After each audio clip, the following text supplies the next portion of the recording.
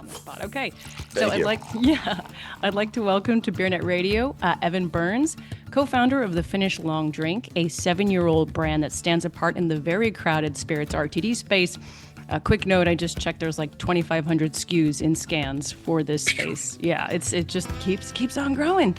But this gin-based drink pays homage to the alcoholic beverage that Finland created for its 1952 Summer Olympics. And there haven't been a lot of copycats. Boston copied it early, but got out quickly, which is a differentiator for the brand. You guys are also with a lot of wine and spirits houses like Southern Glazers in many states, even as many other big spirits RTDs have moved to beer networks. Also backed by big names like Miles Teller, DJ Kygo, Ricky Fowler, and Jay-Z's Marcy, venture partners. Finnish Long Drink is one of the biggest in the space. I believe you all did around 3 million cases last year, but we'll talk more about that and see how many for this year. So welcome, Evan. Thank you for being here. Hey, happy to be back. I enjoy it every time we get on. Awesome. Awesome. So, to that very long introduction, do you think that your brand has a bigger moat than most RTD beverages? Did you say 2,500 SKUs was what was Yeah, coming back on scans? up like 20% versus 3 years ago. Yeah. Yeah, that's wild. I wonder how many of those are a lemon flavored vodka seltzer. Like 2,300, I believe. No, I'm kidding. Yeah. Um, I think so. I think Long Drink does have a bigger moat. And I don't think it's because we've done anything special, but I just think it's different. When you look at how Finns drink Long Drink, it's this product that's, almost 75 years old, where it is its own category. Like we always say in the US, Long Drink is not an RTD. And Finland is not a cocktail. You cannot make it at a bar. Like it comes on draft, it comes in a can, it comes in bottles, but it is its own category. And so we're just the first people building that category out here. And it takes a while to do that, right? I'm sure we'll talk more today, but like Yeah. nobody knows what a long drink is. If we all made our own vodka, lime, seltzer and we put it in a store, you're going to get people pick it up because they walk in saying, I like a vodka seltzer. So you're going to get some business. Maybe there's no brand mode, so it doesn't stick around for long. But for Long Drink, we've got a cool, unique brand in a new to the US category and a taste profile that's really different than what Americans are used to, but seem to like. So like I think moat's always a scary word. I think moat's like kind of your monopoly, you have some type of regulatory game or some type of like invention, like you're like Thomas Edison. But I do think the differentiating factor of why the business has worked, even with substantial headwinds of building a startup, just goes back to the taste, the story, and the support of the fans that love to tell their friends about this cool thing in Finland you've never heard of. Yeah, cool. And you're talking about it's sort of a category onto itself. What else would belong in that category other than other RTD spirits, or is that even an applicable question? Yeah, I don't know if it's an applicable question actually, because again, let's just talk about what it is in Finland. Like Long Drink is like seltzers are a category, beer's a category, wine's a category, spirits are a category, but Long Drink is its own category also. And so, I wish I had one of my Finnish co-founders on here. They would just say like, we just view it as Long Drink. Like Yeah. one of my co-founders, Ere, he's a funny guy. People will be like, what's Long Drink? He's like, it's Long Drink. Just like if somebody asks you, what's tequila? The answer is it's tequila. Right. So it's actually the hardest part about building a new category is there's no frame of reference because like think about mezcal.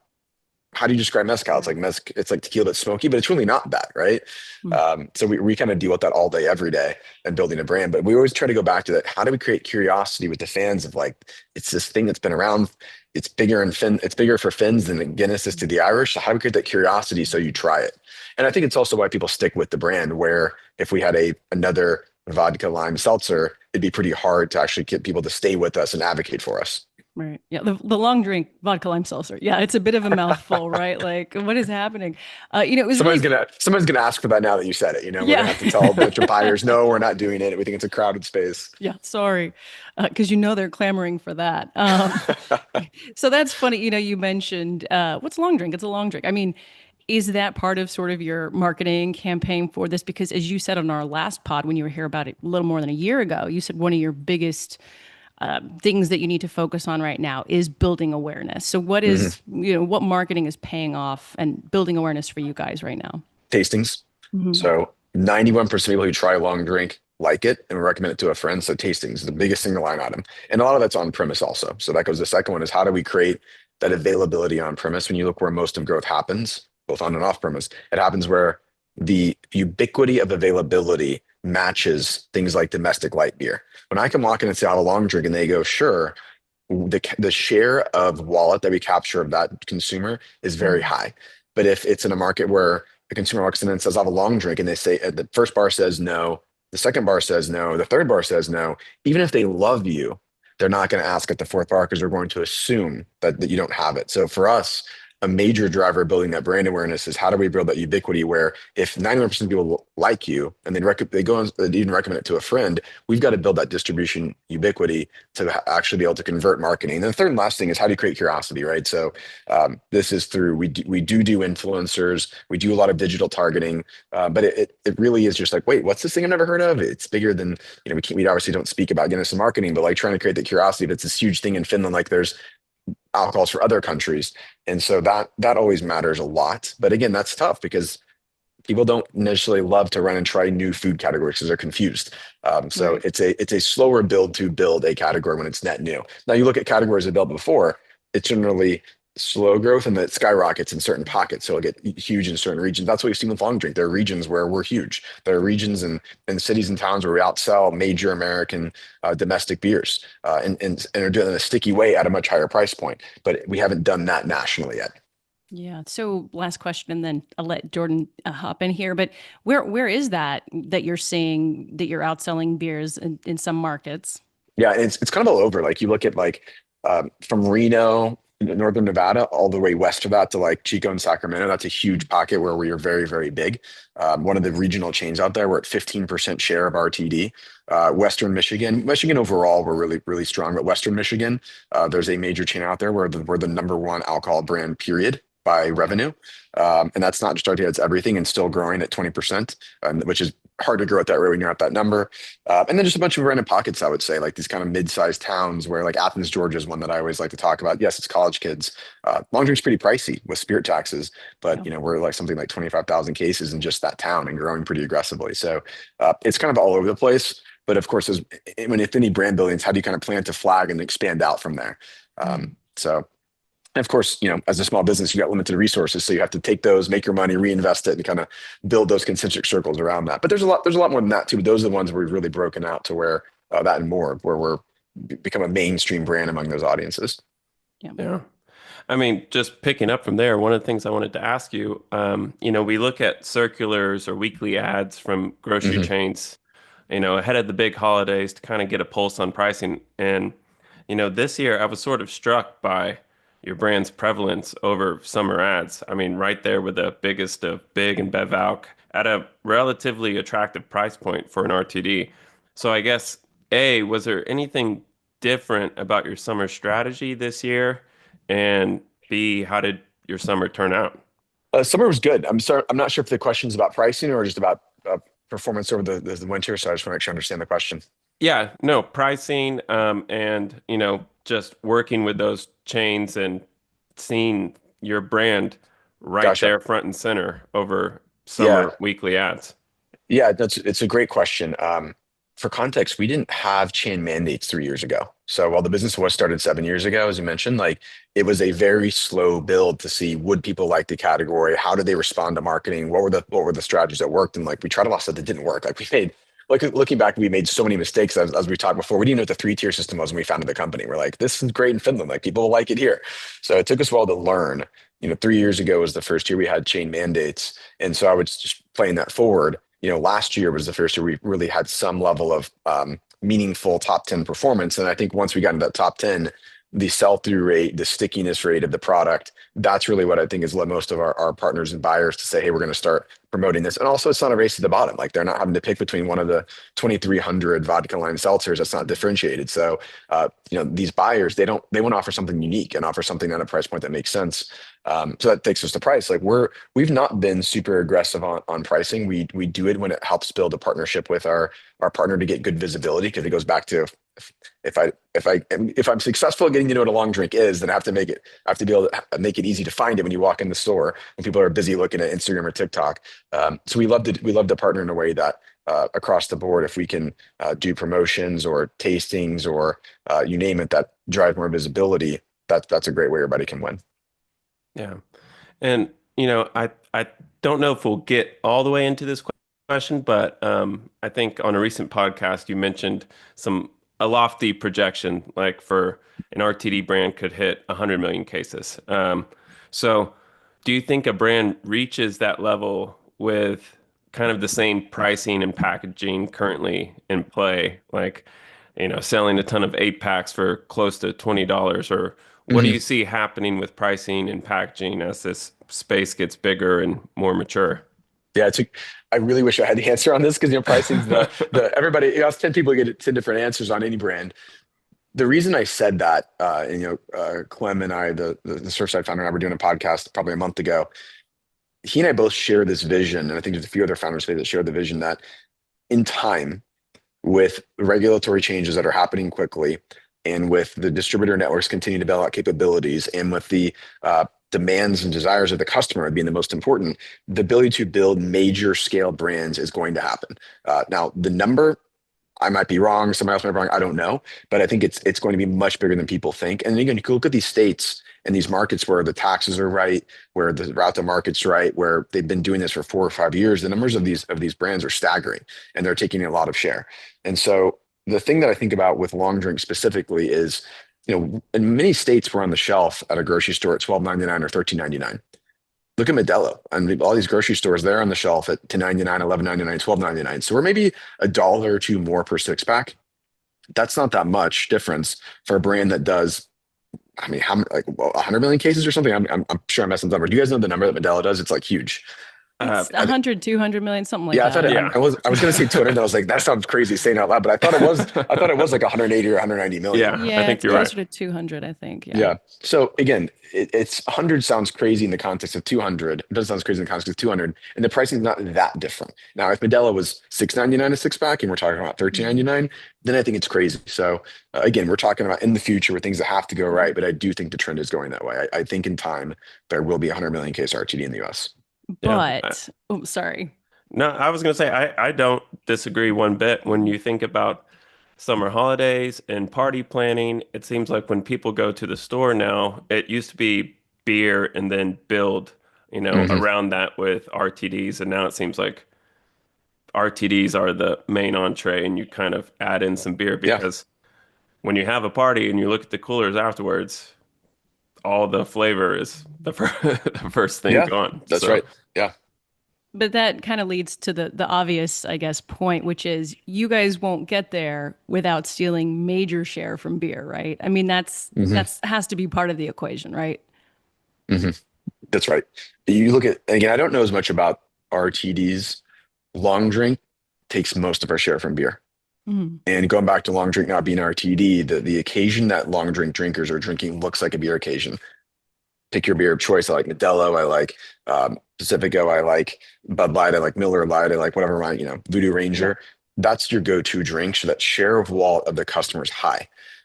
That's what the long drink consumption looks like. It doesn't look like the variety pack seltzer RTD game where it's like, oh, this is a tool. Like Jordan, like you're saying, it's a tool for me to host, right? That's a variety packs are great. I buy them all the time. I buy competitors' variety packs sometimes when I host because it's just interesting how people respond. But like that is great for hosting and going to a party. But when you look at share of wallet, the majority of consumption out that valve is happening when people are drinking the thing they like the most. And that's Mhm. the regular go-to. That I walk into the bar, give me a Tito's and soda, right? Yeah. That's where the majority of volume comes from, not just the big 1 liters brought to a party. So when I think of long drink, already today, and it's where we're going, like again, it's less than 5% brand awareness.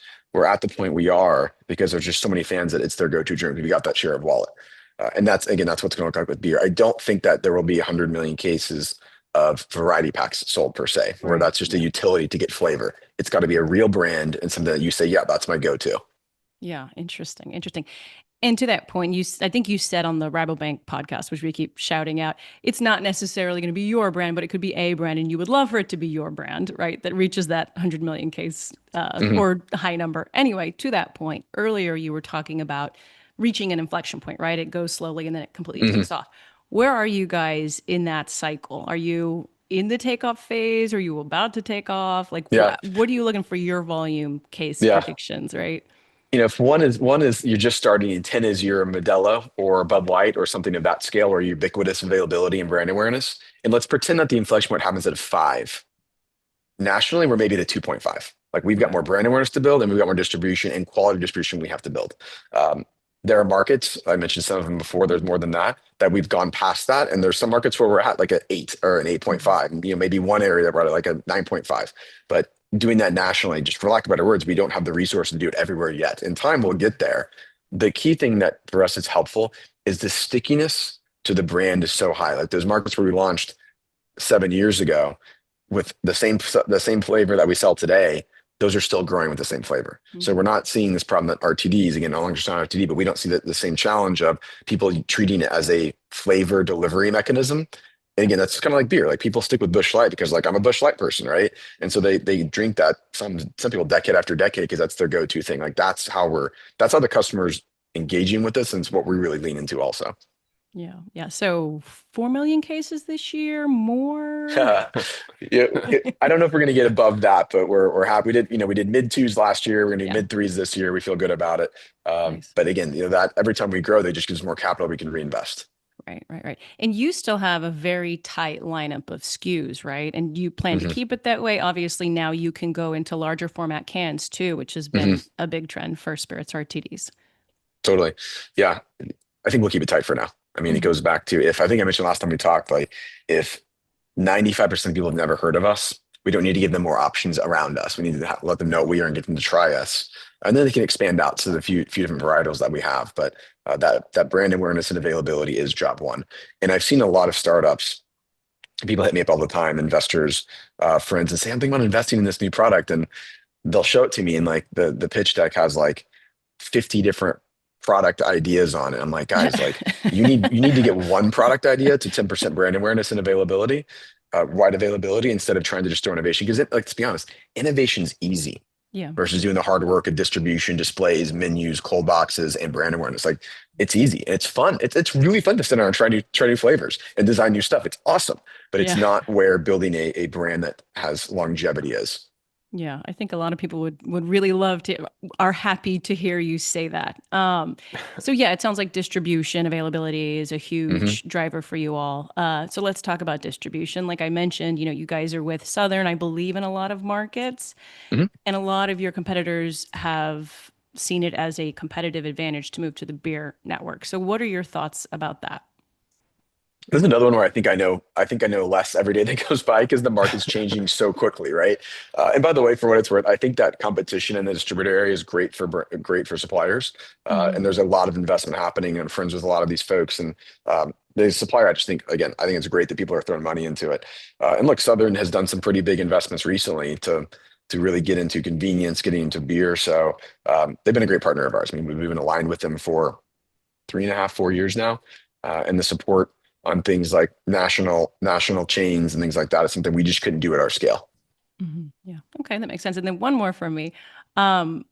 Talking about wholesalers, I'm sure you follow the news about THC hemp, right? And Hmm. that has a year before it goes away.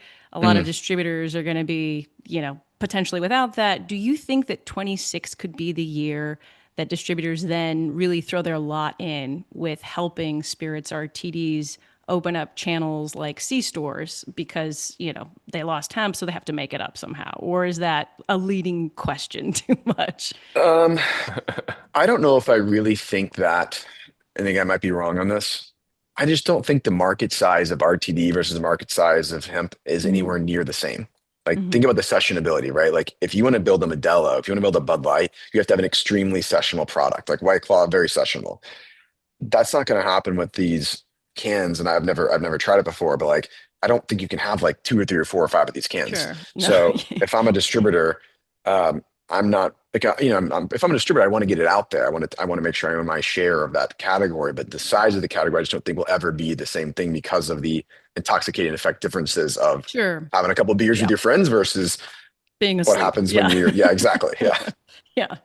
So So, I'm a pretty big like bear on like thinking that this will ever be truly, truly, truly competitive with the category. I generally file in my like filing cabinet of things I think about. I generally put it into the innovation space where it's interesting and cool because it's new, but it's yeah. not going to be a thing that pays the bills of whether it's the big suppliers or the distributors. And I always challenge a lot of people when they talk to me about it. I'm like, hey, like get the fundamentals right. Build a really great brand, create really easy visibility and availability to your fans, and then develop those fans and keep them excited through great marketing over time. If you do that, that's how great brands win, not just trying to throw the new thing all the time. And look at the hemp thing. Like how many brands are out there, and they're doing a million innovations also. So it's just I think the consumers aren't there for that.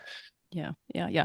But I'm curious, do you think that the regulation for spirits RTDs, sorry, Ah, gets more sorry, open? No, no, no, no, no. I was just should have kind interrupted of, me. no, no, I was leading like because they lost this thing, maybe they then decide to Yeah. completely throw their lot behind the other thing, right? Because historically, beer distributors at least have been against the proliferation of spirits Mhm. RTDs in C stores generally. But I think the tide may be turning as more of them bring this product on, right? Especially as they lose other things, I guess was the larger point. So Yeah. where do you see that regulatory threshold or like, Yeah. coming? We're so small, we're just not, we just can't be involved in making any changes on it. But just Mhm. like I talked to a ton of folks about it. Um, I think the tide's already turned. I think last year, I guess 2025 was the first year where very rarely do you hear people in private say they don't want it to happen. There might be desires that are different per state. Like maybe they desire to have franchise laws included on this, which those are state by state. But again, I think if you take a 3 to 5 year view, Mhm. most of these things are going to happen Yeah. because the stars align where the customers want it at an almost ubiquitous rate. The distributors more or less want it, and the suppliers appreciate that this is where the market's going. So, Mhm. and I think that's why you see such competition and investment across the different types of distributors, which probably all are going to converge into beverage. Yeah. One topic I don't think we've touched on yet, but the on-premise, what kind of mix of that is your overall business, and um, how are you still, is that growing? Are you putting more Yeah, focus on that? we love it. I'm going to make up a number and I'm going to say it's real. I bet that 50 to 70% of all new trial of long drink happens on premise. So I have no idea, but it feels like that when you ask people where they found it, which makes sense. Like imagine when you're out with friends and you're having a dinner and somebody says, oh, like try this new vegetable or something, right? And it's easy to try one bite off their plate versus like ordering the whole thing. So we believe in on premise. It's about 20% of our overall volume. And more developed markets is even higher, like 25 to 30%. And it just goes back to that sessionability. Like I gotta get the right set. Yeah, the average ticket has 2.25 cans per person on it. And we get that from one of the point of sale vendors. So it's pretty sessionable. So we think we're probably making more of a push on that than we ever have, especially in the really big markets like Florida, Illinois, California, where we historically haven't been in a place where a customer can walk in and say, I'll have a long drink, and they say yes. So that's probably the single biggest thing we're pushing on next year. Wow. Okay. And then speaking of pushes, marketing, you have so many avenues between sports and music. Um, the Olympics next year, I don't know if you're going to do a tie-in with its history, but where are you kind of putting your focus on marketing, and what can we expect next year? Man, I wish the Olympics had a price point that worked for a brand of our size. This is the long drink Um, package. Yeah. yeah. um, the things that we're still finishing up our plan a little bit, to be honest. We've been doing distributor planning for the past couple months. Um, the things that we love, because they're communities that seem to work for our product very well, are hockey and golf. So golf has been something we picked early because it was really because we launched heavily during COVID. So it's one of the things that you could do on premise. So it's not that we picked golf. It was an opportunity. So we continue to develop that market and do a lot of cool partnerships there, like with Malbin Golf and um, a lot of different chains and whatnot. So that's been great. The hockey thing we trialed in 2025, and the thesis was people know what Finland is when they follow hockey because so many great players are Finnish. And while you go to the rest of the country, a lot of people are like they don't have any connection to Finland. So the hockey thing has been an absolute surprising success.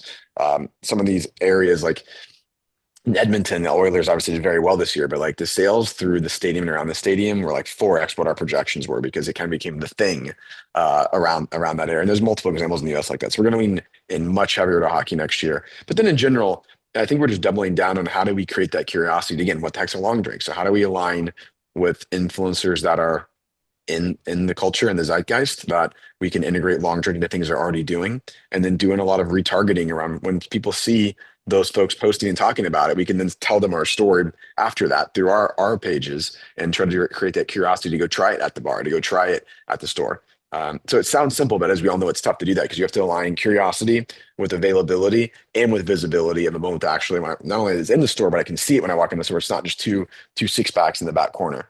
So that's kind of all we think about. There's nothing too crazy. I think what we've learned is a lot of the kind of the sexy new things, for lack of better words, they're cool, but they just don't scale to the level that one needs. Like I like ecom. We're on ecom. I think we have a really good ecom strategy, but ecom's not gonna. It's gonna be so small if we talk about ever being like a 100 million case brand, even a 20 or 30 million case brand. Like it just doesn't move the needle enough, right? You have to win in convenience. You have to win in on-premise at scale. You have to win with the programs at scale and chain.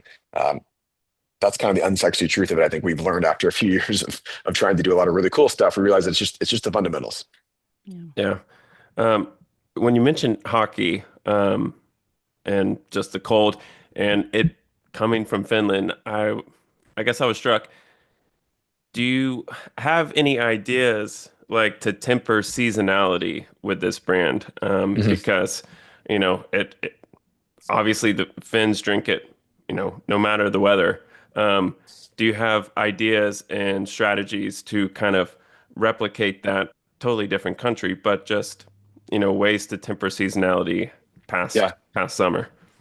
It's a really good question. And like in the past 10 years, I will say it's just gotten easier. I think the consumption of RTDs, which long drink gets bucketed into by the industry at on-prem is just all year now. I mean, you look at High Noon, you look at White Claw, you look at Surfside, you look at long drink, like people are drinking these all year round at bars. And the bars are like, yeah, I'm going to keep it available. I'm going to keep it on the menu. I'm going to keep specials because people buy it. And it's especially true with under 25. So that wave is going to keep becoming more and more.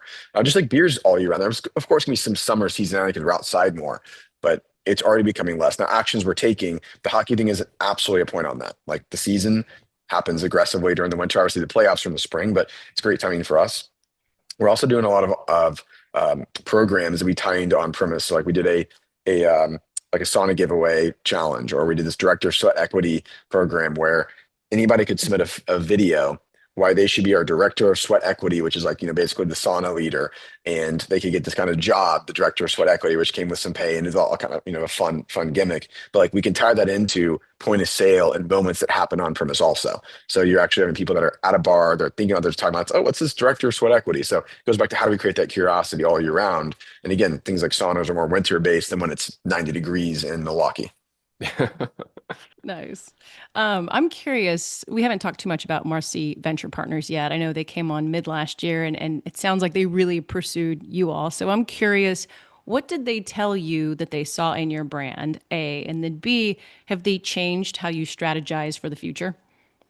Yeah, it's a great question, and I don't talk a ton about this, but the thing that they really pressed on aggressively that we believed, but they brought some real data around, was that the brand was extremely early. So I talk about brand awareness, and I talk about when we were on last time.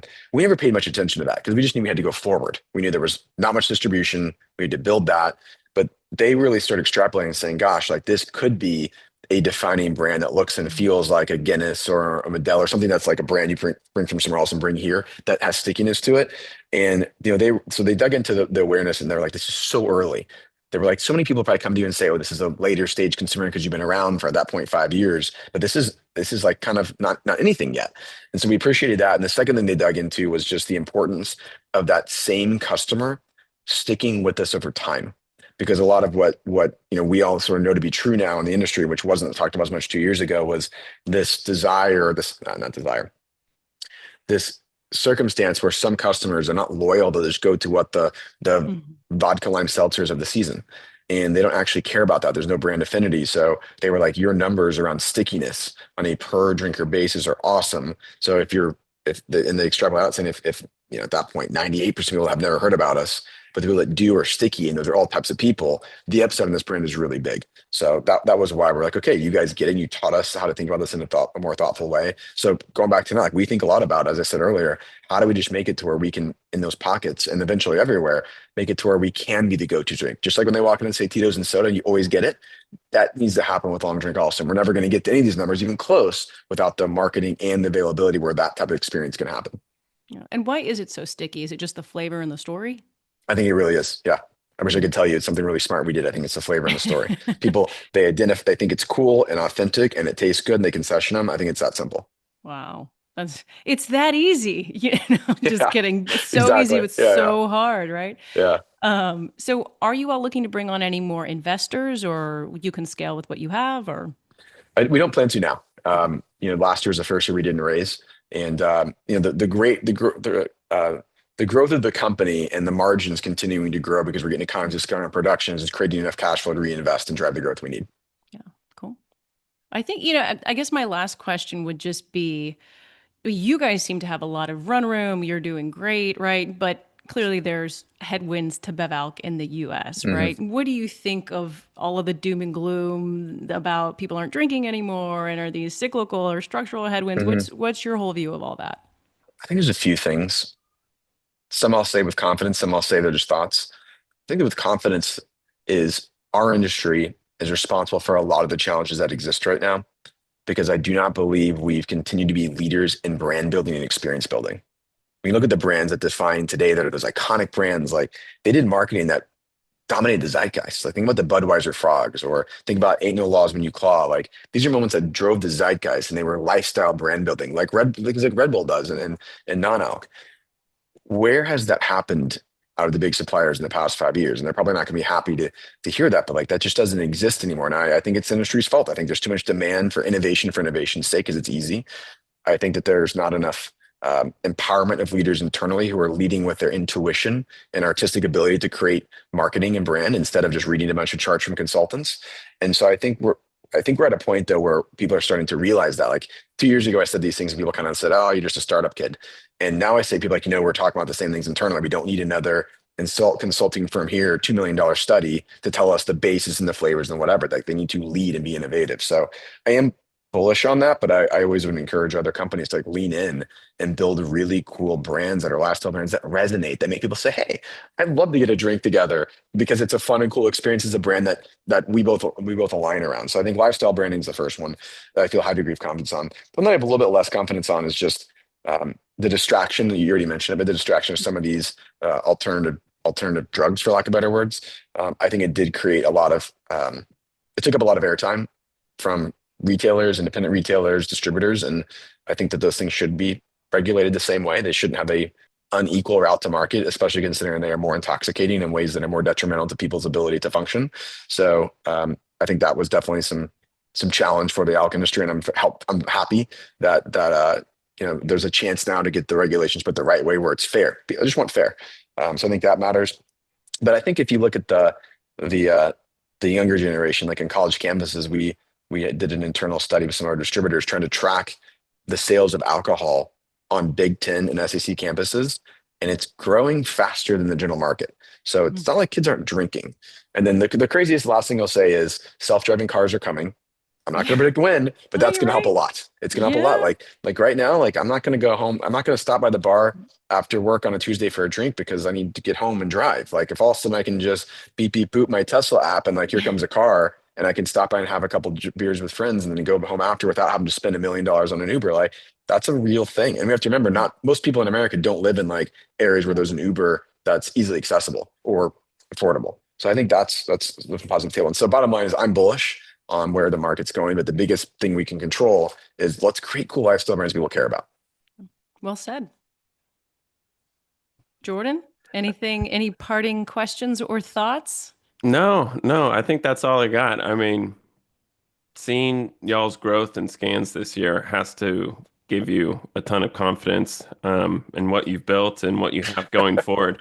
I mean, we look at them every week and I see Long Drink right there growing 30, 40% week after week. So it's pretty amazing.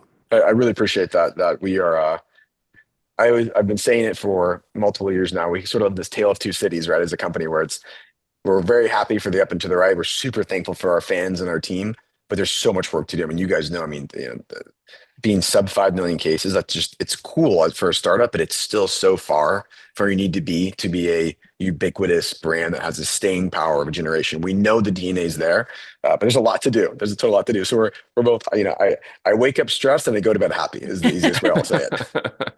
That's because you've had a couple long drinks, right? Indeed, indeed.